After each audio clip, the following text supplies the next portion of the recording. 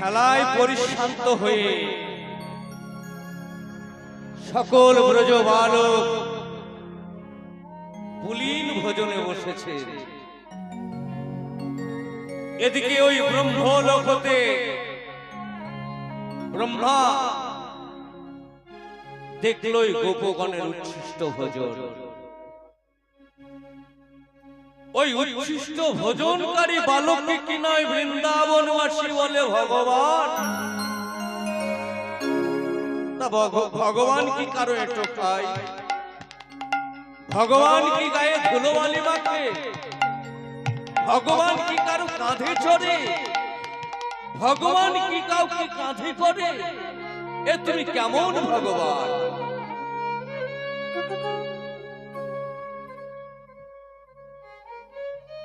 আত্ম অহংকারে বশীভূত হয়ে ব্রহ্মা হরণ করল ভগবানের গাভীবৎসগণ।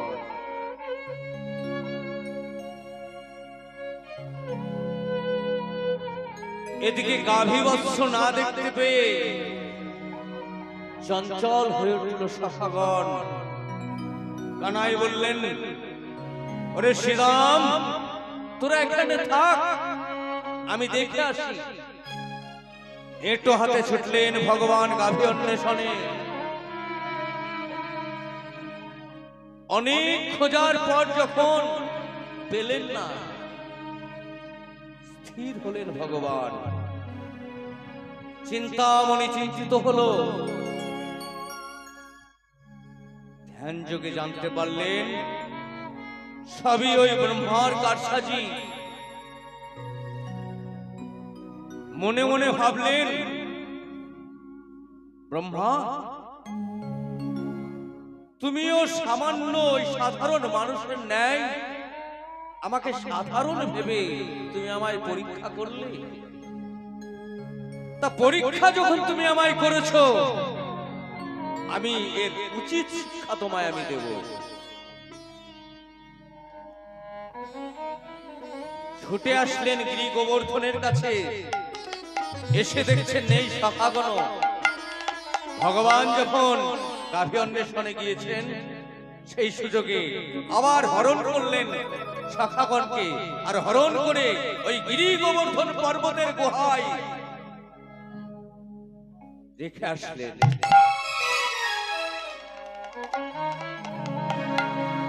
অন্তর্যামী ভগবান তার অন্তরাত্মা থেকে নিজ ইচ্ছায় পুনরায় গাভীবৎস এবং বৎস বালক সৃষ্টি করে তারা আপন আপন গৃহে ফিরে গেলেন। শুধু এই ব্রহ্মাকে উচিত শিক্ষা দেবার জন্য নয়, বৃন্দাবনের প্রতিটি মা চেয়েছিল আমার ছেলে যদি গোপালের মতো হতো, আমার ছেলে যদি কানাইয়ের মতো হতো।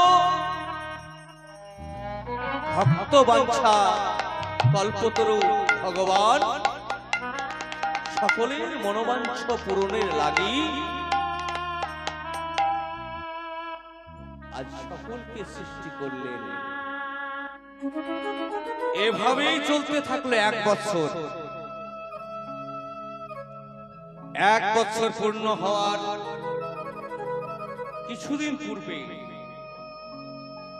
আবার ব্রহ্মলোক হতে ব্রহ্মা দেখছেন, বৃন্দাবনের দিকে তাকিয়ে দেখছেন সেই ব্রজবালক গাভীবৎস রাখালগণ সকলেই ওই বৃন্দাবনের ব্রজভূমিতে তারা খেলা করছে, গোচারণ করছে। বিস্মিত হলেন ব্রহ্মা।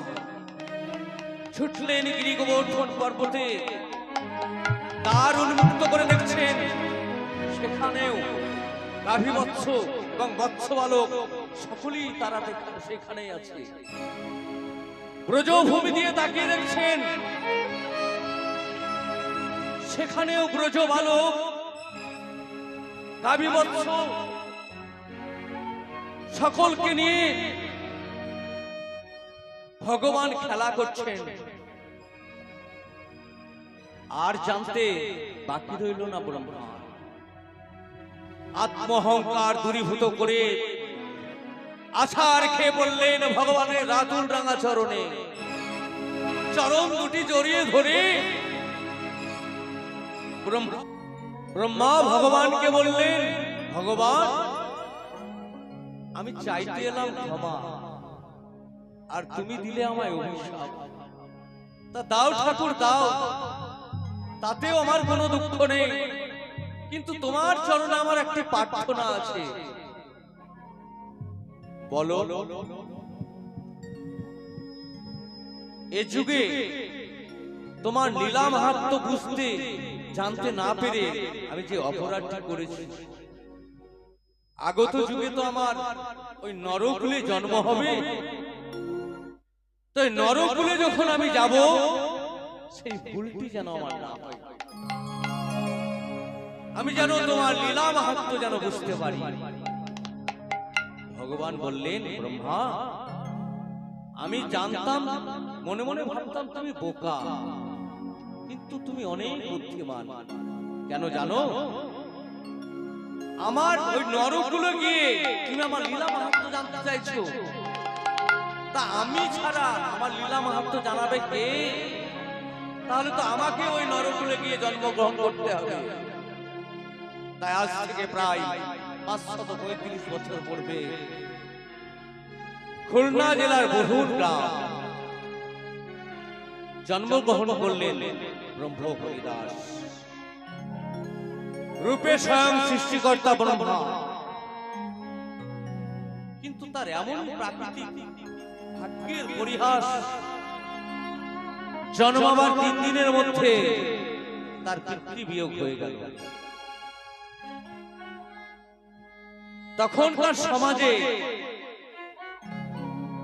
একটি গৌরলিঙ্গ প্রথা ছিল, সতীদাহ প্রথা। কোন স্বামী যদি মারা যেত, সেই স্বামী চিতায় তার স্ত্রীকে জ্যান্ত জ্বালিয়ে দেওয়া হতো।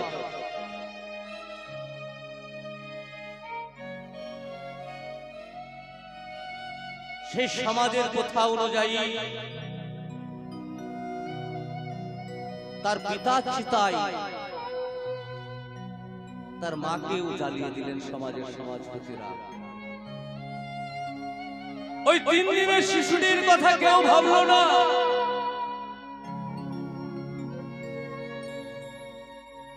দাহ করে যখন ফিরছে,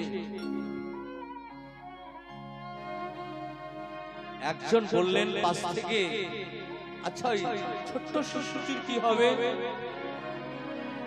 আর একজন বললেন, ওকে গলা টিপে মেরে দাও।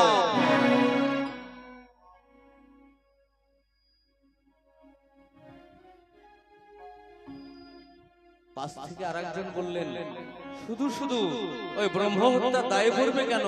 তার চেয়ে এক কাজ করো, এই প্রখর রৌদ্রে উঠানের মধ্যে জল ঢেলে দাও। একদিকে জলের ভাব, অপরদিকে ওই রৌদ্রের প্রখর তাপে ছেলেটি এমনি মরে যাবে।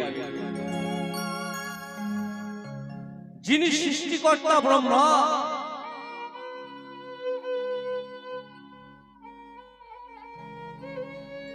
সৃষ্টি স্থিতি প্রলয়ের মালিক, তাকে যে রক্ষা করে তাকে মারে, এমন সাধ্য এ জগতে কার আছে?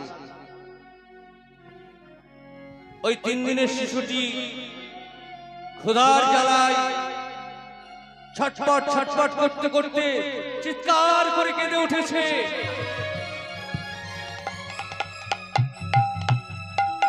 তখন ওই পথ দিয়ে যাচ্ছিল হবিবুল্লাহ নামক এক দর্জি। তার স্ত্রীর নাম ছিল আমিনা। শত চেষ্টা করেও তার স্ত্রীর গর্ভে একটি সন্তান তিনি দিতে পারেন। একদিকে তার অতীত্য পিতৃ হৃদয়, অপরদিকে ওই শিশুটির কান্না তাকে এমন ভাবে কাটলো, উঠানে এসে বলছে, কই গো, কেউ কি আছো? শিশুটি যে কাঁদছে, ওকে ধরো। পাশের বাড়ি থেকে একজন বললে, মোল্লা সাহেব, ওকে ধরবার কেউ নেই। কেন? ওর পিতৃবিয়োগ হয়ে গেছে। আর আমাদের সমাজের একটি যে সতীদাহ প্রথা আছে, সেই সতীদাহ প্রথা অনুযায়ী ওর মাকে আমাদের সমাজের সমাজপতিরা জ্যান্ত জ্বালিয়ে দিয়েছে। তাহলে তোমরা ধরছো না কেন? ওই যে সমাজচ্যুত হতে হবে, তার জন্য ধরছি না। আমি তো এই সমাজের কেউ নই, তাহলে আমি ধরি? এই বলে হবিবুল্লাহ দর্জি শিশুটিকে উঠানে উঠে যেই কোলে নিয়েছে, এদিকে খবরটি রটে গেল। সমাজের সমাজপতিরা ছুটে এসে বললেন, মোল্লা সাহেব, আপনি কি করলেন? ওই হিন্দু ব্রাহ্মণের ছেলে আপনি কেন বলে নিলেন? আজ থেকে ওকে আমরা সমাজচ্যুত করলাম।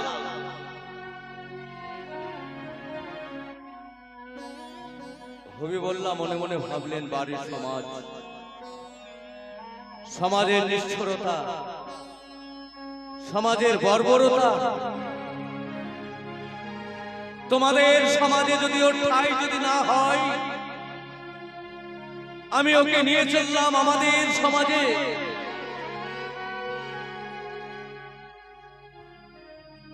দরজায় এসে বলছে, আমি না, দেখো তোমার জন্য কি নিয়ে এসেছি।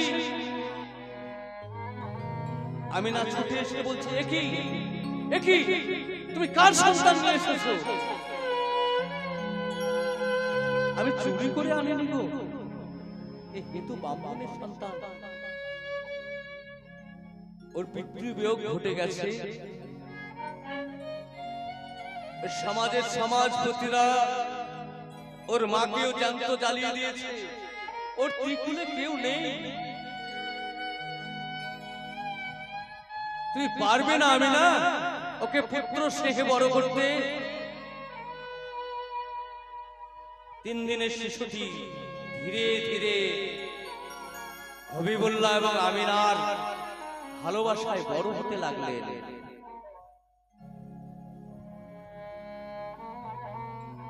হবিবুল্লাহ দর্জি দিনে 5 ওয়াক্ত নামাজ না পড়ে দিনের কোনো শুভ কাজ তিনি করতেন না। যখন মসজিদে যেতেন নামাজ পড়তে, ওই হারিসকে সঙ্গে নিয়ে যেতেন। হবিবুল্লাহ যখন মসজিদে নামাজ পড়তেন, হারিস মসজিদের এক কোনায় বসে বসে দুটি নয়নের জলে ভগবান বলতো, কৃষ্ণ কেশব কৃষ্ণ কেশব সুধা মাখা এই নাম গো মধু মাখা এই নাম কৃষ্ণ কেশব কৃষ্ণ কেশব মধু মাখা এই নাম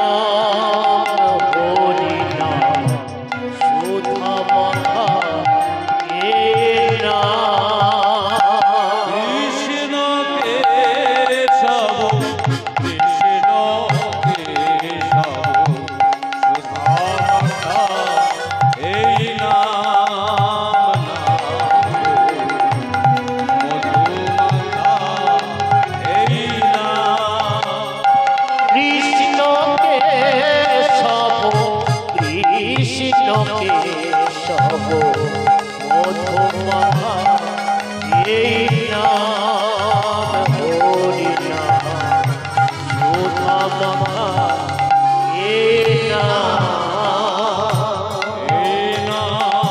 জপ হিংসা দেশ কাজ ডুবে থাকো কৃষ্ণ নাম শুধু মাঝে এ নাম জপে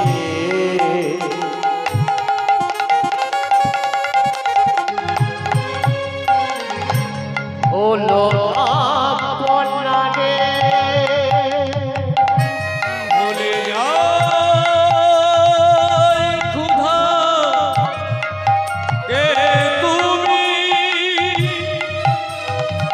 কে বা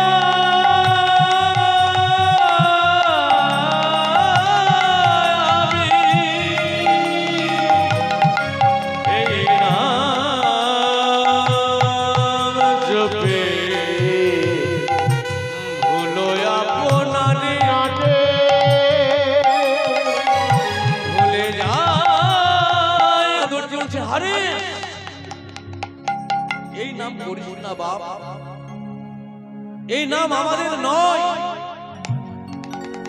তুই আল্লাহর নাম কর গো আমি মনে মনে ভাবি আমি ওই আল্লাহরই নাম করব কিন্তু আমার কি হয় জানো আমি করি যে আল্লাহর নাম হরি পদে বলে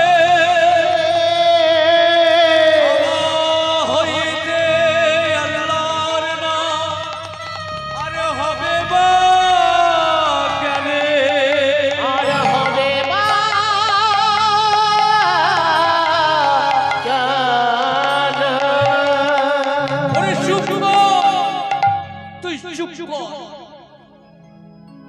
ওই মোল্লা সাহেব যদি জানতে পারে তোকে জ্যান্ত রাখবে না তোকে আস্ত রাখবে না মেরে ফেলাবে তাগো খণ্ড খণ্ড হয় দেহ যাই মোর প্রাণ তথাপি না বদনে ভোলে মধু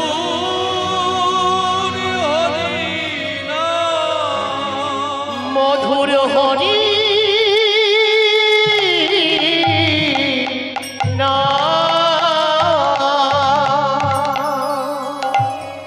খবরটি রটে গেল ওই মুসলিম সমাজের সমাজপতিরা এসে হবিবুল্লাহকে এসে শাসিয়ে গেলেন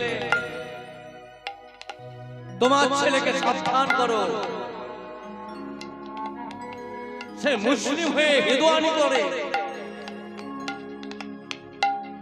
অনেক বোঝার পর যখন হারেস ওই নাম ছাড়লো না সমাজের সমাজপতিরা ডেকে বিধান দিলেন ওকে সমাজচ্যুত করতে হবে ওকে যদি আমাদের সমাজে রাখা যায় তাহলে আমাদের ছেলেগুলো ওই হেদোয়ানি করতে শিখবে তাই হারেসকে সমাজচ্যুত করে দিলেন হারেস যখন ঘর ছেড়ে চলে যাচ্ছেন ছুটে এসে আমিনা জড়িয়ে ধরে বলছে বাপ হারেস এখনো সময় আছে আমি ওই সমাজপতিদের বুঝিয়ে বলবো তুই ওই নাম ছেড়ে দে তার হয় না মা কৃষ্ণ নামে যদি একবার কাউকে ডাকে সে কি আর ঘরে থাকে অনেক বোঝানোর পর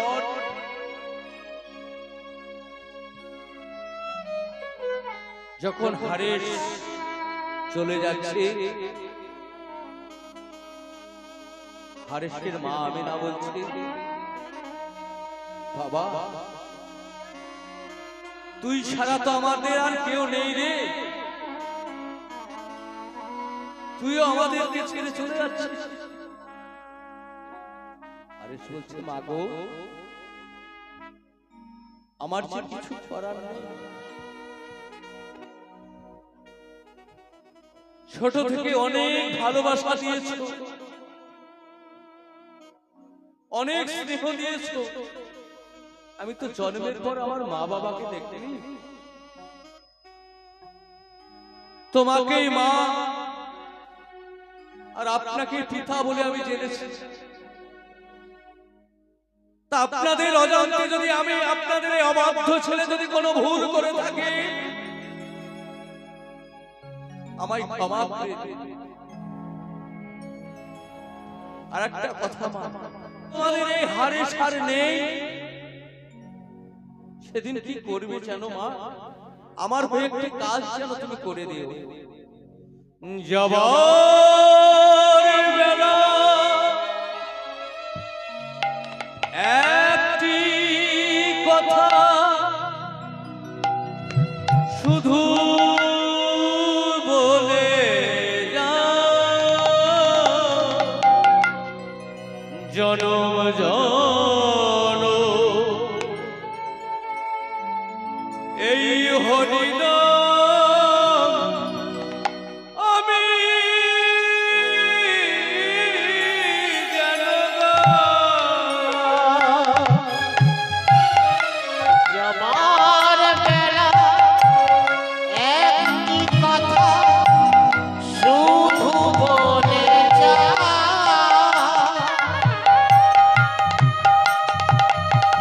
প্রাণ ভরে এই হরিনাম যেন গায়।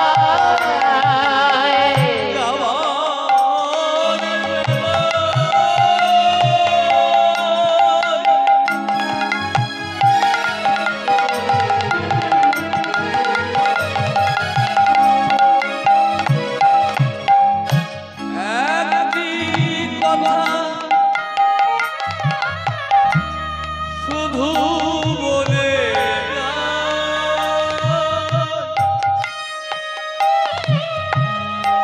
জনম জনম এই হরিনাম আমি যেন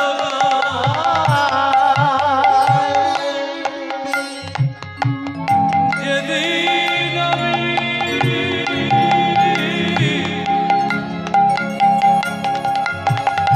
রইব না,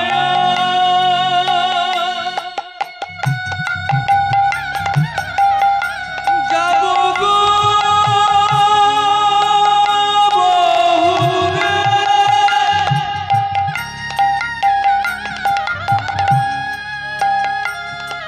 একটি সাধের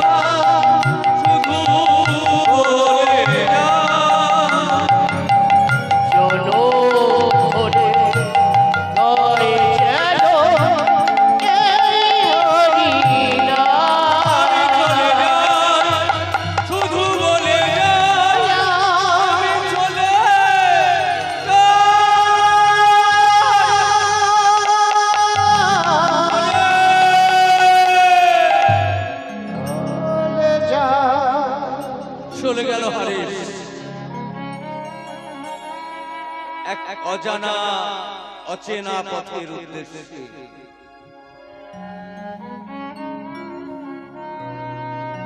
কিন্তু নাম তো সে ছাড়েনি। অহর্নিশি শুধু কৃষ্ণ নাম করে আর পথে পথে ঘুরে বেড়ায়। সেদিনও নাম করছে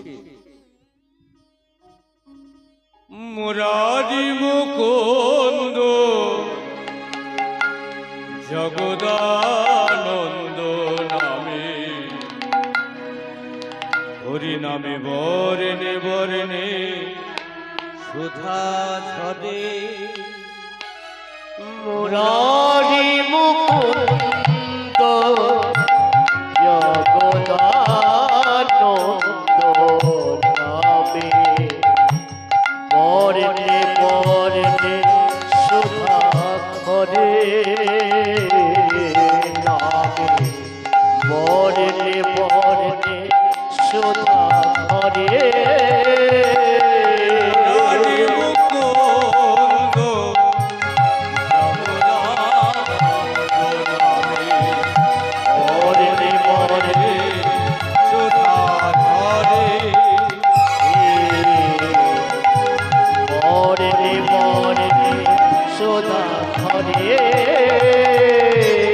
তুমি দয়াল শিরোমণি করুণার খনি, তুমি দয়ার শিরোমণি করুণার খনি, তুমি দয়াল শিরোমণি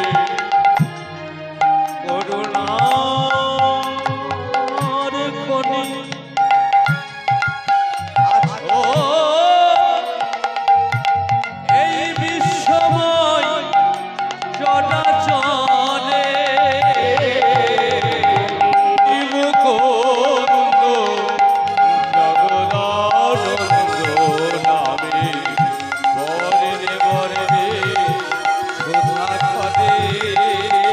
মুরারি মুকুন্দ জগদানন্দ নামে, বরণে বরণে সুধা ঝরে। তুমি ভজ জানে সেভাবে তোমারে, আছো বিশ্ববর।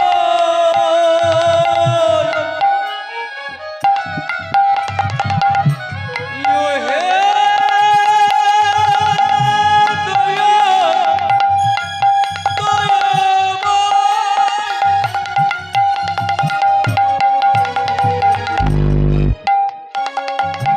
আছো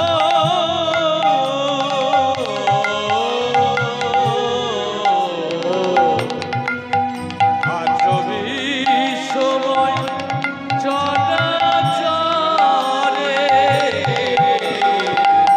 বরণে বরণে সুধা ঝরে।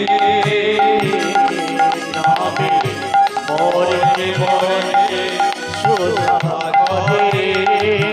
মুরারি মুকুন্দ জগদানন্দ নামে, বরণে বরণে সুধা ঝরে।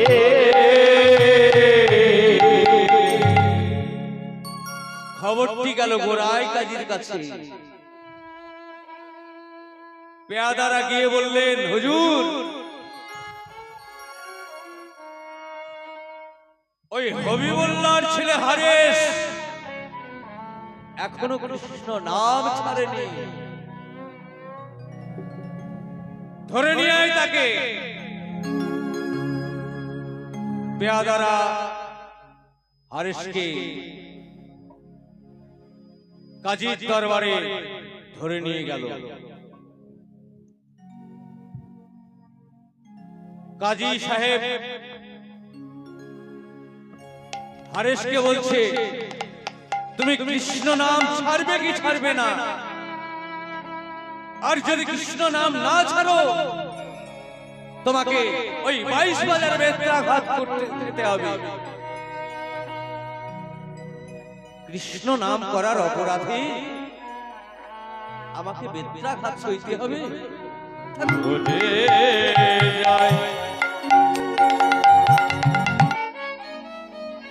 দুটি নয়নের জলে চিৎকার করে বলছে, হে কৃষ্ণ,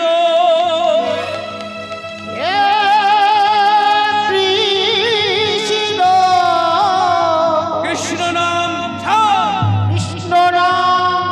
করুণাময়, কৃষ্ণ নাম তুমি করুণা করো, করুণা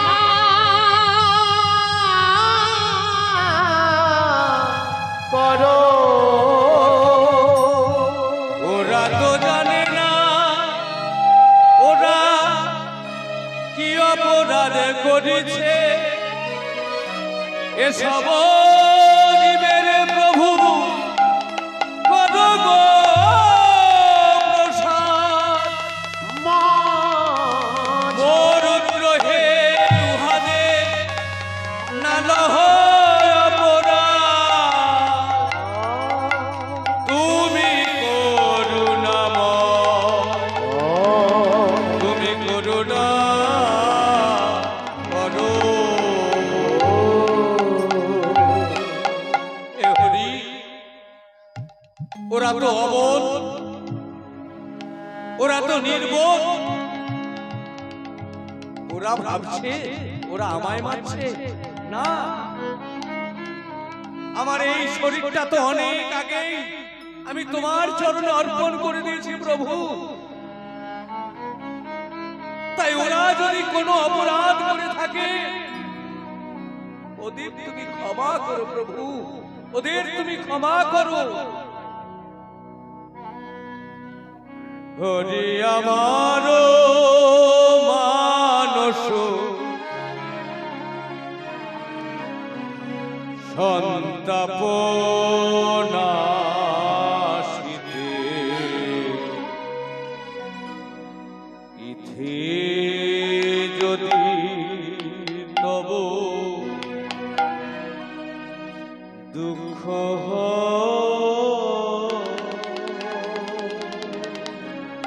হরি তোমার মানস সন্তান তারা রে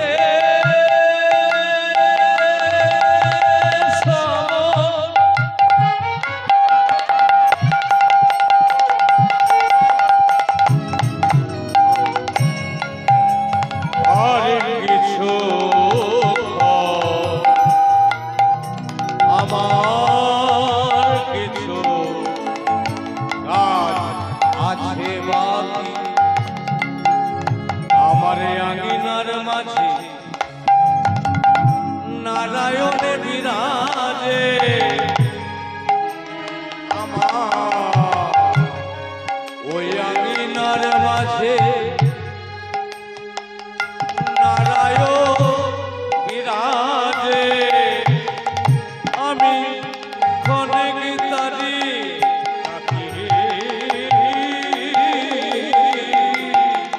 কাজ আছে বাকি, তারা রে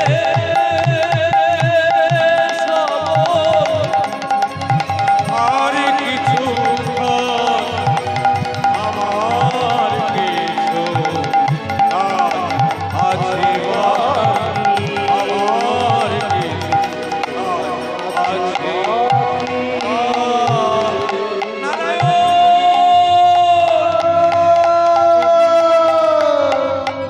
বাবা নারায়ণ,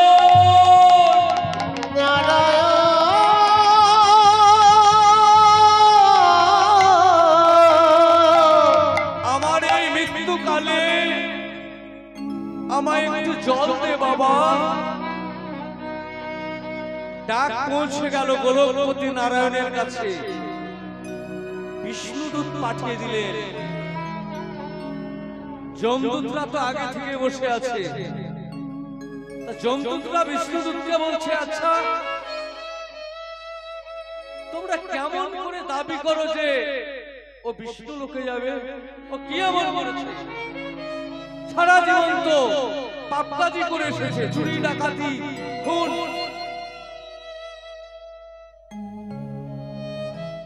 সে করেছে ঠিকই, কিন্তু তোমরা বোধহয় শোনোনি, ওই মৃত্যুকালে ও আমাদের প্রভুর নাম ধরে রেখেছে। ও তো ছেলের নাম হোক বা ওর ছেলের নাম, কিন্তু নাম তো আমাদের প্রভুর নাম। নামিতে তো ভেদ নেই। তাই শাস্ত্র বললেন, কৃষ্ণ গালি দিয়া যদি কেউ করে কৃষ্ণ আরাধন, সেই হিসেবে নাম হয় আমাদের জীবের মুক্তির কারণ। জীবের মুক্তির কারণ। হরিনাম যজ্ঞ মাঝে কেউ যদি করে কৃষ্ণ আরাধন, এই সে পায় আমার গোবিন্দের চরণ।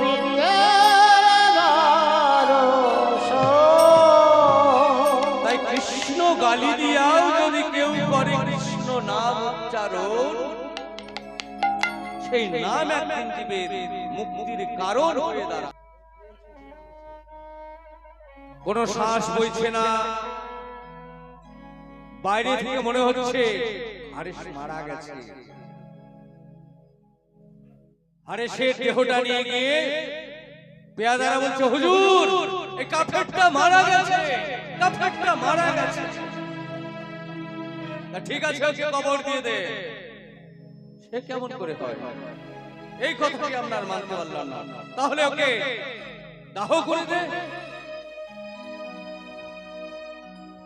দাহই বা কেমন করে করি? ও তো প্রথমে ব্রাহ্মণের ছেলে ছিল, পরে মুসলিম হয়েছে। ওকে তাহলে কি উপায়? কি উপায়? একটা আছে, ওকে ওই গঙ্গার জলে ভাসিয়ে দিয়ে। আপু মরবে না, লাঠি। ঠিক আছে, তাই কর। তাই হারেসকে ধরাধরি করে গঙ্গার জলে ভাসিয়ে দিল।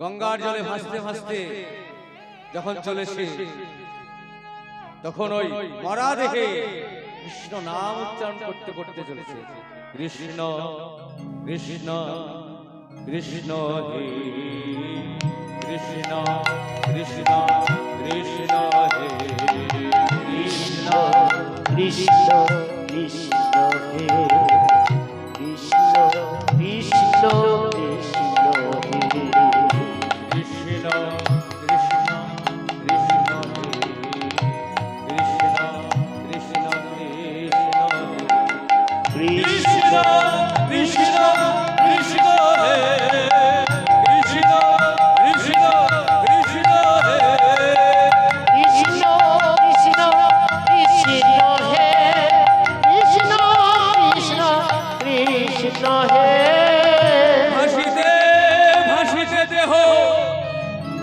শান্তিপুরে আইলা আইলা পুর পুরন্দর শ্রী অদ্বৈত প্রভু শানে ঘাটে শান রত ছিলা।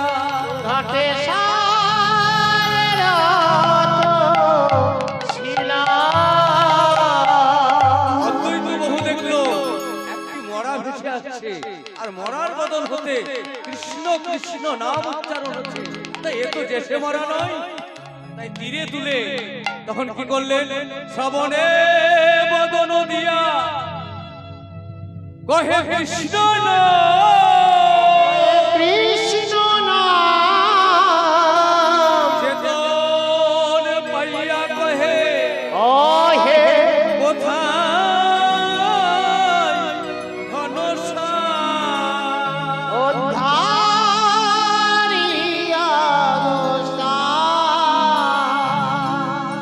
এই তো ছিল, এই তো ছিল। কোথায় গেল? কোথায় গেল? হরি মন মজায় লোকালে কোথায়?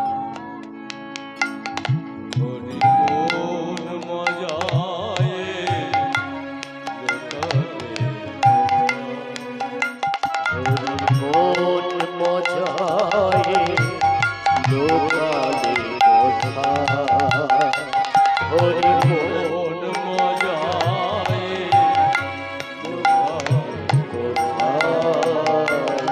আমি ভবে একা দাও হে দেখা আমি ভবে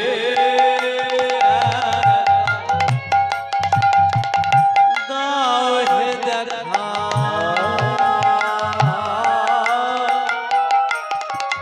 ওহে পরাণ রাখো কোন মজায় লুকালে কোথায় হরি মন মজায় ঢোকালে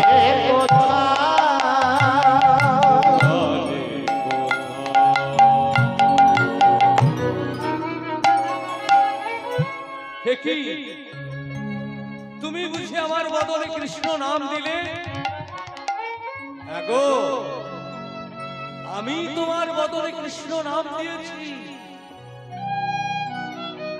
চেতনা ফিরে আসলো হরিদাসের সব চিনতে পেরেছে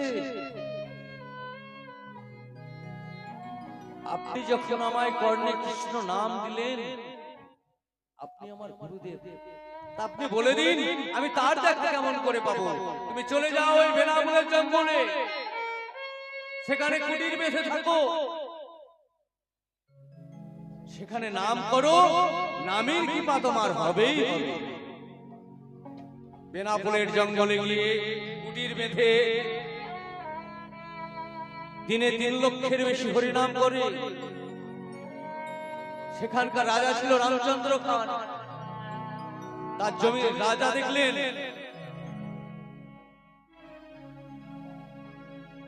আমার এই রাজত্বে সবাই বৈষ্ণব ধর্মে দীক্ষিত হচ্ছেন ওই সাধুর পেছন পেছন ঘুরছেন এ তো চলতে দিলে হবে না কি করা যায় বেশ ইন্দ্র যেমন মেনকাকে দিয়ে বিশ্বামিত্রের ধ্যান ভঙ্গ করেছিলেন আমার আছে লক্ষ্মীরা ওই লক্ষ্মীরাকে ডেকে পাঠালেন লক্ষ্মীরা বেশভূষা করে গভীর রজনীতে হরিদাসের কাছে গেলেন হরিদাসের কাছে গিয়ে হরিদাস বললেন বসো মা বসো আমার তো এখন নাম পূর্ণ হয়নি নাম পূর্ণ হলে তোমার সাথে আমি কথা বলবো তুমি বসো মা বসো শোনো গায়ের নর নারী আমার কথা শোনো আমায় ঘিরে তোমরা দাঁড়াইছ কেন নারীকে জানিবে মা ঔষধযোগে মাটি সদা সত্য উচ্চারিবে এই কথা খাটি এরূপে শুদ্ধ হয়ে নাম করো সারা জীবন ভরে হরে কৃষ্ণ কৃষ্ণ কৃষ্ণ হরে হরে হরে কৃষ্ণ কৃষ্ণ কৃষ্ণ হরে হরে হরে রাম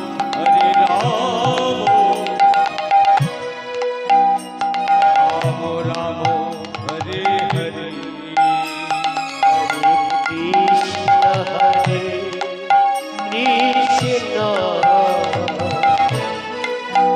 কৃষ্ণ কৃষ্ণ হরে হরে হরে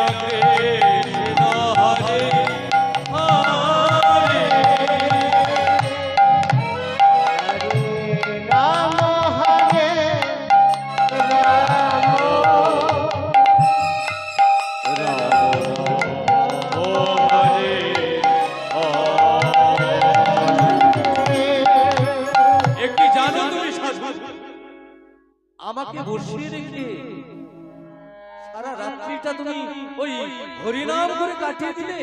তুমি কি জানো গো সাধু? ঠিক আছে, আমি পরের রজনীতে আবার আসবো।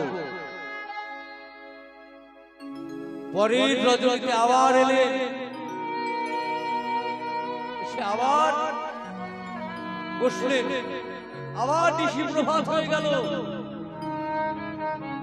তখন তিনি বলে গেলেন, সাধু, আজ আমি এই মাটিতে দাঁড়িয়ে প্রতিজ্ঞা করে যাচ্ছি, আমি আজকে নিশিতে আসবো। আজকে এসে হয় আমি, হয় আপনি আমার হবেন, নয় আমি আপনার হব।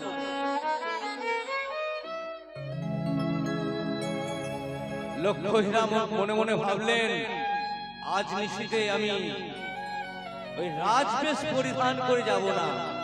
ওই লেংটি পরা সাধু রাজবেশের মর্ম কি বুঝবে?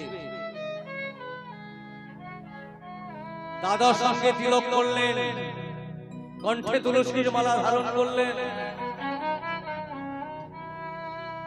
এবার চলেছেন হরিদাসের কাছে, আর এসে আজ কিছু বললেন না। এদিকে হরিদাস এক মনে কৃষ্ণ নাম করে চলেছেন। হরে কৃষ্ণ কৃষ্ণ কৃষ্ণ হরে হরে, হরে রাম হরে রাম রাম রাম হরে হরে। হরে কৃষ্ণ কৃষ্ণ কৃষ্ণ কৃষ্ণ হরে হরে, হরে রাম রাম রাম হরে হরে। হরে কৃষ্ণ কৃষ্ণ কৃষ্ণ কৃষ্ণ হরে হরে, হরে রাম রাম রাম হরে হরে। এবার লক্ষ্মীরা তার সমুদ্র কণ্ঠে তার নিত্যান ভঙ্গি আরম্ভ করলেন। সাধুজি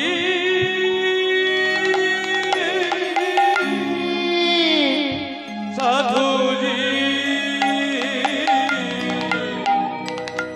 সাধুজি গো একটি বার মুখ তুলে যাবর কানে। সাধুজি গয়াতি মারো মুখ তুলে যাওয়া কানে। সাধুজি গো একটি বার মুখ তুলে যাবর কানে। সাধুজি গয়াতি মারো মুখ তুলে যাবে কানে। কত সুন্দর তাও কি জানো না,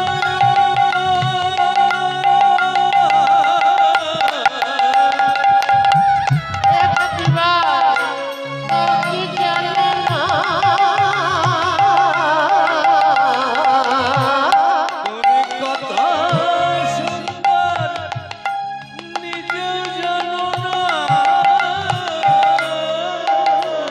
আমি মুগ্ধ তব দর্শনে, সাধুজি গো একবার মুখ তুলে যাবর কানে। সাধুজি গয়াতি মারো মুখ তুলে যাওয়া কানে। সাধুজি গো একবার মুখ তুলে যাবর কানে। হরে কৃষ্ণ কৃষ্ণ কৃষ্ণ কৃষ্ণ একি ওই সাধুর মুখের হরিনাম আমার মুখে কেন? না, আমায় হারলে চলবে না, আমাকে হারলে চলবে না। আমায় নিয়ে খেলা করো,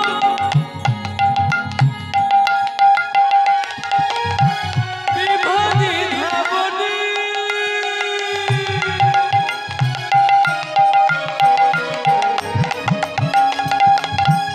আমায় নিয়ে খেলা করো,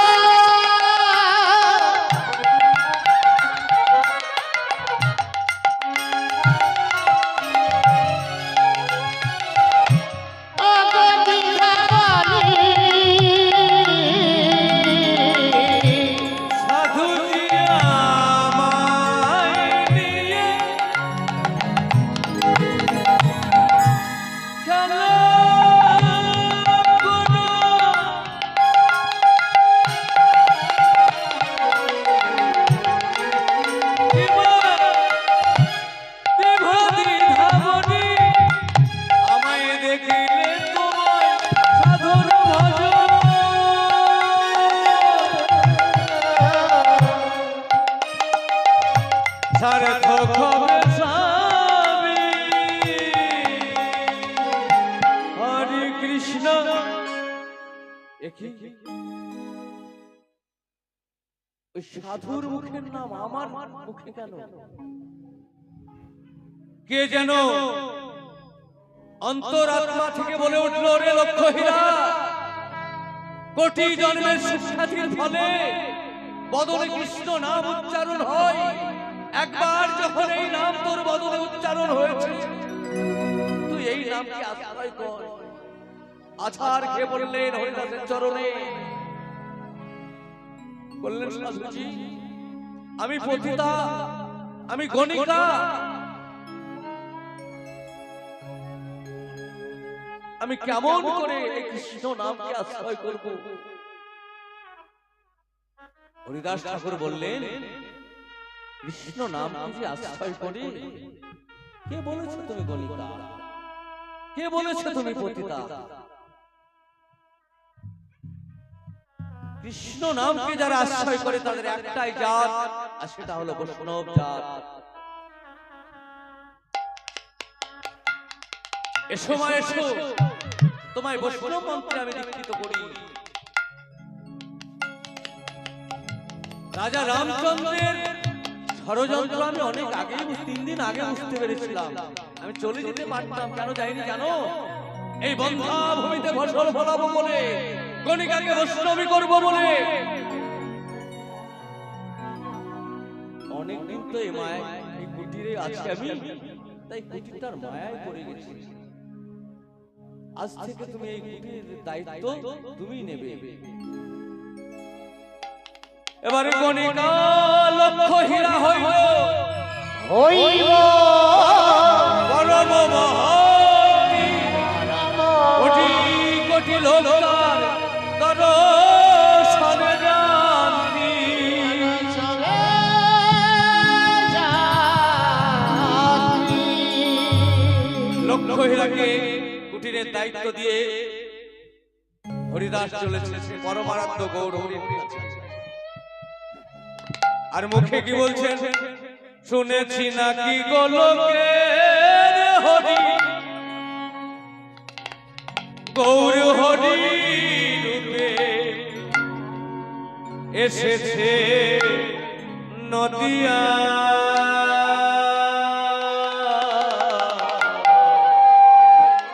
দেখবি যদিয়া সকলে জগৎবাসী, দেখবি যদিয়া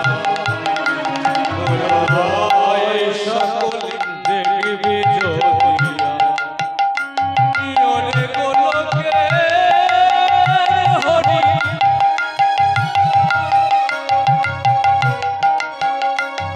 গৌর হরি রূপে এসেছে নদিয়া। দেখবি যদিয়া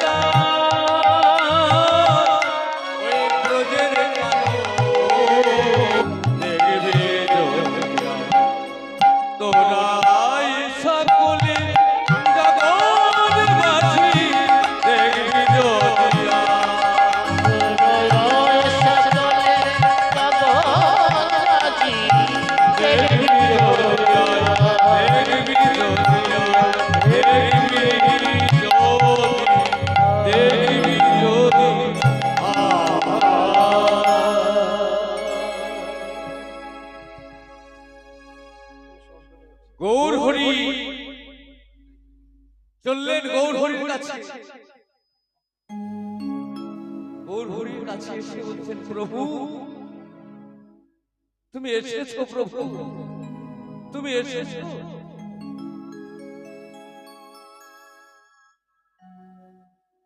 হরিদাস, যদিও আমার আসতে বিলম্ব একটু ছিল, কিন্তু তোমার কাতর আহ্বানে আমি আসতে বাধ্য হয়েছি। সুদর্শন চক্রকে আমি পাঠিয়েছিলাম,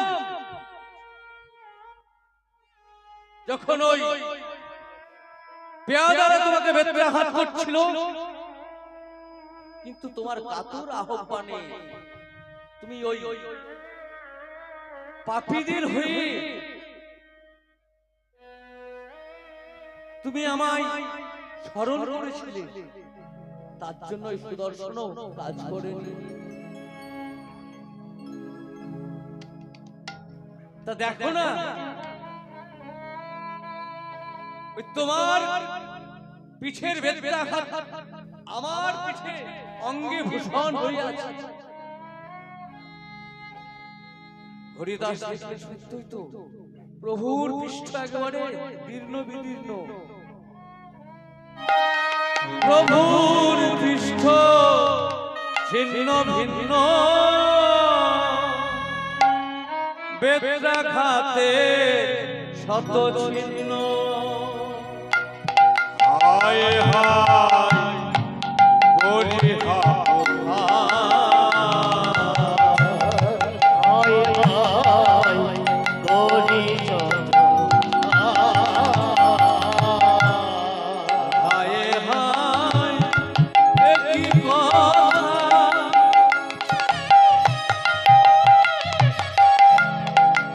আমার দেহে দারুণ ব্যথা।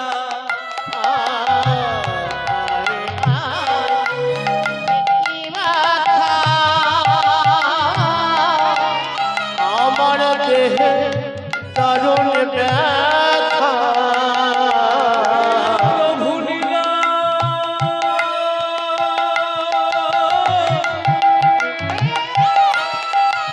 আপনার অঙ্গে,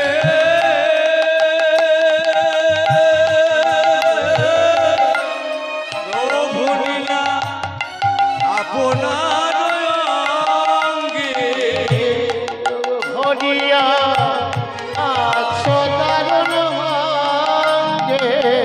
অপার করুণা, অপার করুণা, সদয় করুণা অপার করুণাময়ী, অপার করুণা, বলি করুণা মই অপার করুণা। অবতার করুণা নাই যে সীমা, করুণাময়ী অপার করুণা। বলি তার করুণা নাই গো সীমা। নাই শুধু মধুরিমা, তার করুণা অপার করুণা। নাই শুধু মধুরিমা, তার করুণা অপার সীমা। নাই শুধু মধুরিমা, করুণাময়ী অপার করুণা। এবার গৌর হরি হরিদাসকে কোল দিলেন। এবারে ভক্ত আর